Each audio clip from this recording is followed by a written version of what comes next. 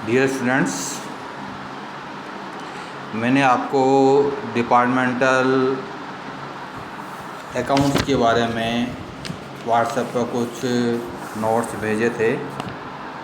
वो आप लोगों ने पढ़े होंगे। आज उसी के संदर्भ में मैं कुछ आपको बताने वाला हूँ। ये आपने पढ़े होंगे, समझने में सुविधा होगी।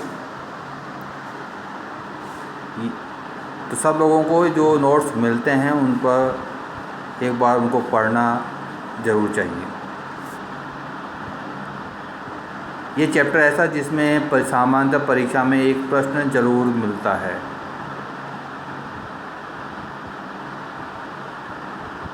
डिपार्टमेंटल अकाउंट्स के बारे में जानने से पहले एक विभाग क्या होता है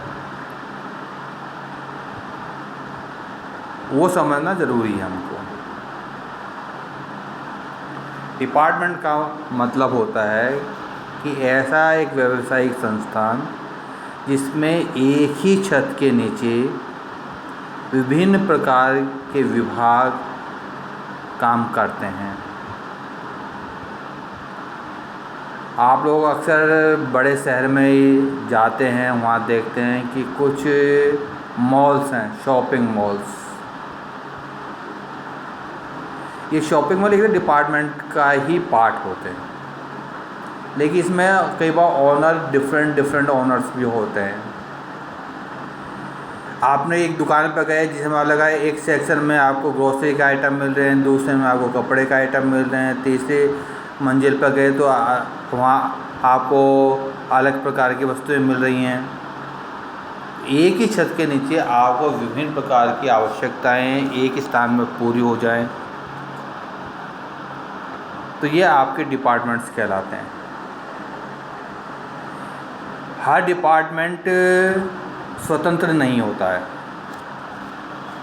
वह एक ही ओनर के अधीन काम करता है। अब इनका लेखांकन हम कैसे करें, हमको विशेष रूप से पढ़ना है कि इसके बारे में लेखांकन क्यों करें। हम पूरे व्यवसाय का एक ही लेखा कर लें, अलग अलग डिपार्टमेंट का लेखा अलग अलग क्यों किया जाए। अलग अलग लेखा करने की आवश्यकता इसलिए कि हम हर विभाग की कार्य कुशलता, हर विभाग की लाभदायकता की जांच कर सकते हैं कि कौन सा विभाग लाभदायक है, कौन सा अलाभदायक है।